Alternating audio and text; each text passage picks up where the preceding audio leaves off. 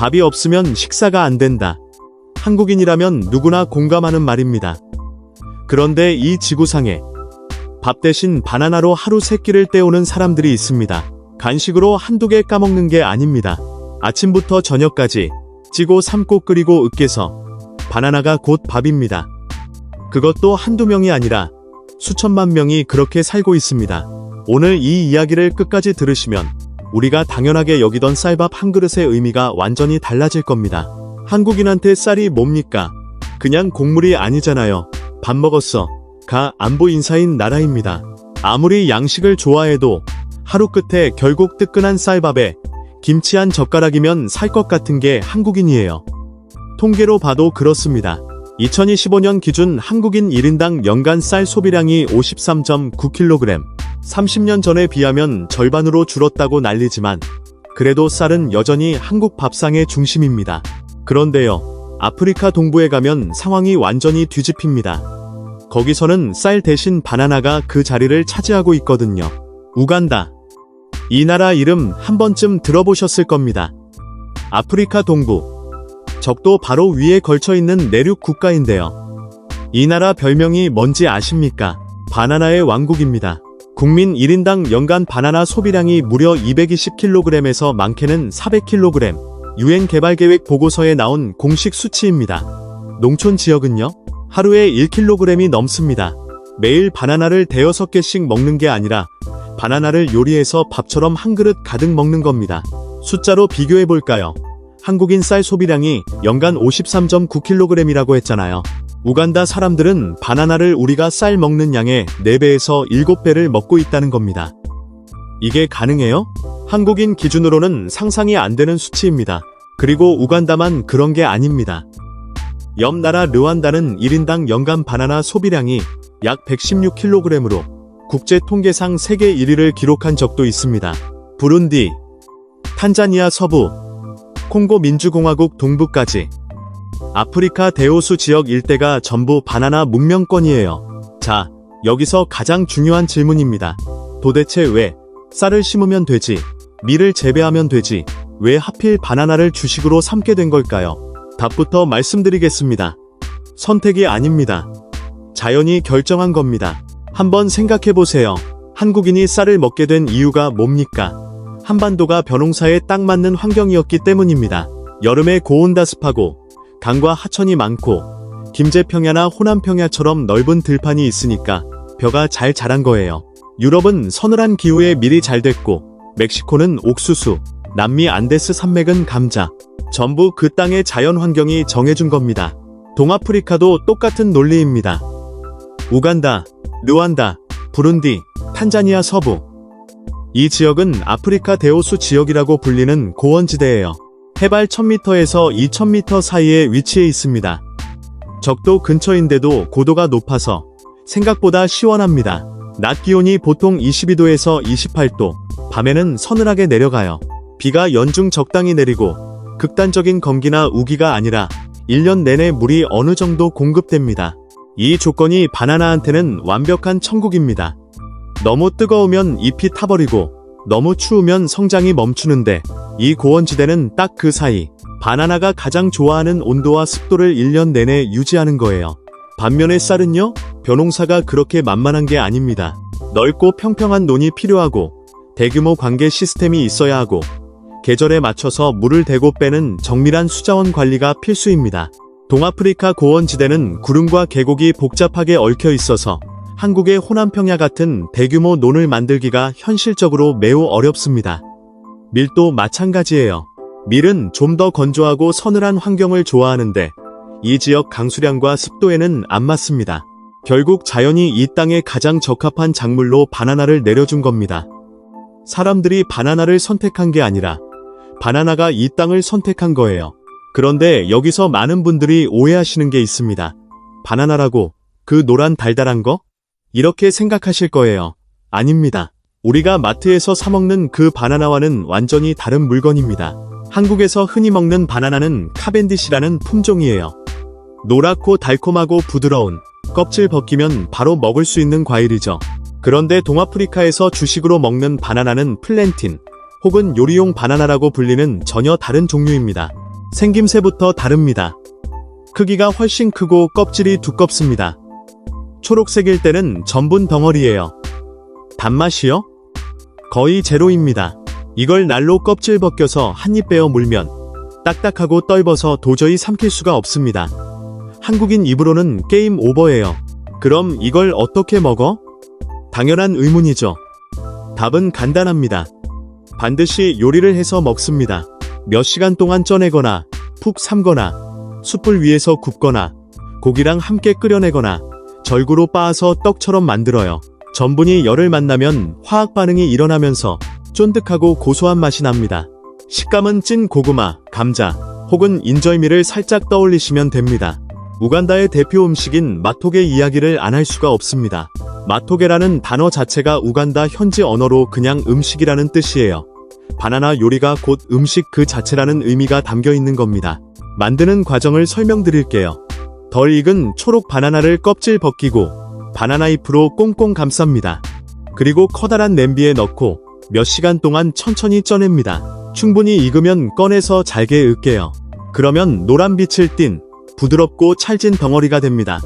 여기에 소고기 스튜, 닭고기, 생선, 콩소스, 볶은 채소를 곁들여서 먹는 겁니다. 겉보기만 보면 으깬 감자나 수제비 반죽 같은데 이게 바나나라고 하면 처음 듣는 한국 사람들은 열에 열 깜짝 놀랍니다. 한국 밥상으로 치면 마토게가 쌀밥이고 나머지 고기와 채소가 반찬인 구조예요. 우리가 밥 위에 반찬을 얹어 먹듯이 그들은 마토게 위에 스튜를 끼얹어 먹는 겁니다. 형태는 완전히 다르지만 식사의 구조는 놀라울 정도로 비슷합니다. 그런데 바나나가 쌀을 제치고 수천만 명의 주식이 된 데는 또 하나의 결정적인 이유가 있습니다. 바로 압도적인 생산성입니다. 쌀을 한번 생각해 보세요. 한국에서 벼는 보통 1년에 한 번, 잘해야 이모작으로 2번 수확합니다. 봄에 모내기하고 가을에 추수하고 겨울에는 논이 쉽니다. 바나나는 다릅니다. 바나나 밭에 가보면 세대가 다른 나무들이 동시에 서 있어요. 갓 올라온 새싹, 한창 자라는 중간 나무, 꽃이 핀 나무, 열매가 주렁주렁 달린 나무. 이게 전부 한 밭에 공존합니다. 오늘 이 나무에서 한 송이를 잘라내면 며칠 뒤에 옆에 나무에서 또 수확이 가능합니다. 1년 365일, 쉬는 날이 없는 식량 생산 시스템인 거예요. 더 놀라운 건 재생 능력입니다. 바나나 나무는 열매를 맺고 나면 어미 줄기가 죽어요. 그런데 죽기 전에 이미 뿌리 옆에서 새끼 줄기가 자라나고 있습니다. 농부가 씨를 다시 뿌리거나 모종을 새로 심을 필요가 전혀 없어요. 스스로 세대 교체를 합니다. 한번 밭을 만들어 놓으면 수십 년 동안 알아서 열매를 내주는 겁니다. 수확량도 어마어마합니다. 바나나 한 송이가 보통 20kg에서 50kg, 좋은 품종은 60kg을 넘깁니다. 한 송이의 바나나가 수십 개에서 100개 넘게 달려 있어요. 바나나 나무 수백 그루를 심은 밭이 하나 있으면 가족 전체가 몇 달을 먹고도 시장에 내다 팔 수 있는 양이 나옵니다. 같은 면적의 땅에서 쌀보다 더 많은 열량을 생산할 수 있다는 연구 결과도 있습니다. 그러니까 이 환경에서는 바나나가 쌀보다 경제적으로도 합리적인 선택이었던 겁니다. 한국에 논이 있으면 굶지 않는다는 말이 있잖아요. 동아프리카에서는 이렇게 말합니다. 바나나 밭이 있으면 가족은 굶지 않는다. 바나나 밭은 그냥 농경지가 아니라 언제든 인출할 수 있는 식량 은행 같은 존재인 거예요. 바로 이런 특성 때문에 바나나는 단순한 먹거리를 넘어서 이 땅의 문화 자체가 됐습니다. 우간다에 이런 속담이 있어요. 부유한 가정은 바나나 밭이 넓은 가정이다.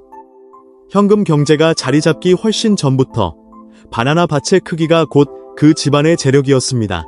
밭이 넓으면 먹을 걱정이 없고 남는 건 시장에서 다른 물건과 교환할 수 있으니까요. 한국으로 치면 과거의 논 면마지기로 재산을 따지던 것과 같은 맥락입니다.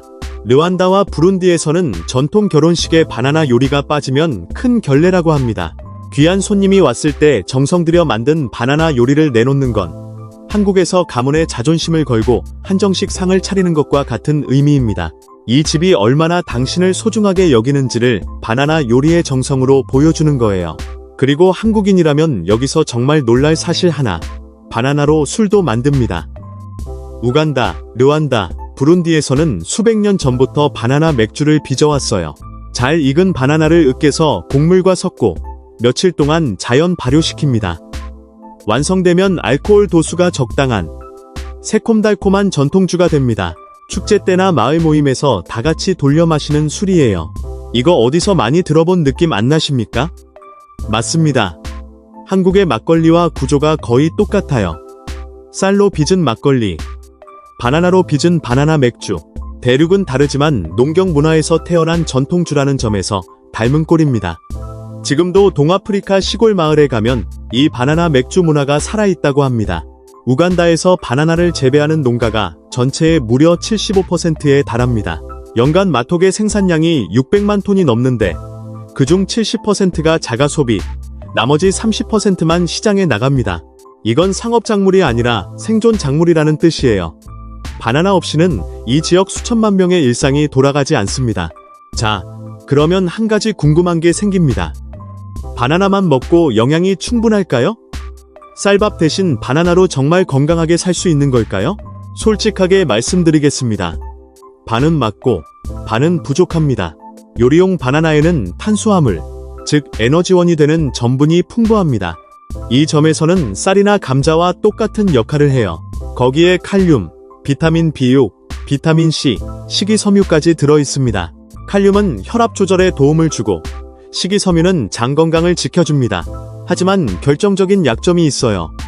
단백질과 지방이 거의 없습니다.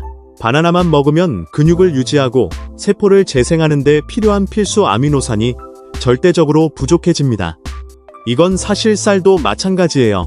쌀밥만 먹으면 영양 균형이 안 맞잖아요. 그래서 동아프리카 사람들도 바나나만 달랑 먹지는 않습니다. 전통적으로 마토개에 반드시 콩, 소고기, 생선, 닭고기, 각종 채소를 곁들여 먹어요. 콩이 식물성 단백질을 제공하고 고기와 생선이 동물성 단백질과 필수 지방을 채워주는 구조입니다. 한국 밥상 떠올려 보세요.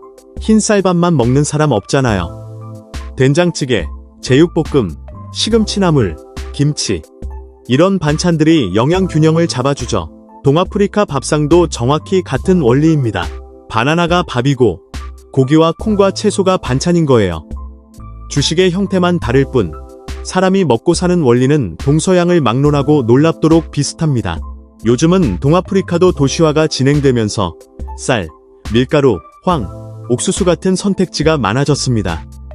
패스트푸드도 들어오고 수입 식품도 늘었어요. 그런데도 여전히 수천만 명이 아침을 바나나로 시작하고 저녁도 바나나로 마무리합니다. 더 좋은 선택지가 생겨도 바나나를 놓지 않는 겁니다. 이건 단순한 식습관이 아니에요. 수천 년 동안 이어져 온 정체성이기 때문입니다. 한국인이 아무리 빵과 파스타를 좋아해도 결국 쌀밥으로 돌아오는 것과 같은 이치입니다. 입맛에 새겨진 DNA 같은 거예요. 하지만 여기서 한 가지 무시할 수 없는 현실이 있습니다. 바나나에 대한 과도한 의존은 양날의 검입니다. 지금 동아프리카 바나나 농장을 위협하는 심각한 질병들이 있습니다. 잔토모나스 시드름병, 파나마병이라고도 불리는 푸사리움 시드름병, 그리고 바나나 번치탑 바이러스. 2026년 올해 발표된 연구에 따르면 이 세 가지 질병이 동아프리카 전역에서 동시다발적으로 바나나 생산성을 위협하고 있습니다. 특히 파나마병의 열대 사형 변종은 한때 지구 전체 바나나 산업을 초토화시킨 전력이 있는 무서운 곰팡이입니다. 1960년대에 그로미셸이라는 바나나 품종을 사실상 멸종시킨 적이 있거든요. 지금은 21개국 이상으로 퍼져 있다는 보고가 나오고 있어요. 다행히 올해 호주 퀸즐랜드 대학 연구팀이 파나마병에 저항하는 유전자를 야생 바나나에서 발견했다는 소식이 전해졌습니다. 하지만 아직 실용화까지는 갈 길이 멉니다. 만약 이 질병들이 대규모로 퍼져서 바나나 밭이 초토화되면 어떻게 될까요? 수천만 명의 주식이 한순간에 사라지는 겁니다. 이건 단일 작물 의존의 위험성이라는 아주 오래된 경고입니다. 사실 이 문제는 어느 나라든 마찬가지예요. 한국도 과거에 냉해로 쌀 수확이 급감해서 혼식을 해야 했던 시절이 있었잖아요. 주식이 흔들리면 나라 전체가 흔들리는 건 동서고금을 막론한 진리입니다. 자, 여기까지 듣고 나면 혹시 이런 생각 드시는 분 있을 겁니다. 아프리카 이야기인데 나랑 무슨 상관이야? 사실 이 이야기가 전하는 핵심은 하나입니다. 인간은 자연이 허락하는 것을 먹고 살아왔다는 거예요. 한국인이 쌀을 먹는 건 한반도의 기후와 지형이 벼를 허락했기 때문입니다. 유럽인이 빵을 먹는 건 대륙의 서늘한 기후가 밀을 허락했기 때문이고요. 멕시코인은 옥수수, 안데스 고산지대 사람들은 감자, 동남아시아는 쌀과 타피오카, 그리고 동아프리카 고원지대에서는 바나나, 전부 자연이 정해준 메뉴입니다. 세계를 지배하는 단 하나의 주식 같은 건 존재하지 않아요. 그 땅의 기후와 지형이 주식을 결정하고 그 주식이 문화와 전통과 삶의 방식을 만들어 왔습니다. 그래서 한 나라의 밥상을 이해하면 그 나라의 자연과 역사가 보입니다. 식문화는 가장 솔직한 역사 교과서예요. 만약 언젠가 여러분이 우간다에 가게 된다면 현지 사람한테 이렇게 물어보세요. 오늘 뭐 드셨어요? 그러면 그 사람은 환하게 웃으면서 대답할 겁니다. 마토게 먹었지. 그 한마디에 수천 년의 역사와 자연의 선택과 수천만 명의 삶이 담겨 있는 겁니다. 우리의 밥 먹었어? 처럼요. 오늘 영상이 흥미로우셨다면 구독 버튼하고 좋아요 꼭 눌러주세요. 알림 설정까지 해주시면 이런 놀라운 세계 이야기를 누구보다 빠르게 받아보실 수 있습니다. 그리고 댓글로 여러분이 알고 있는 신기한 식문화 이야기, 혹시 해외에서 겪은 충격적인 음식 경험이 있다면 꼭 공유해주세요. 같이 놀랍시다. 다음 영상에서 또 뵙겠습니다.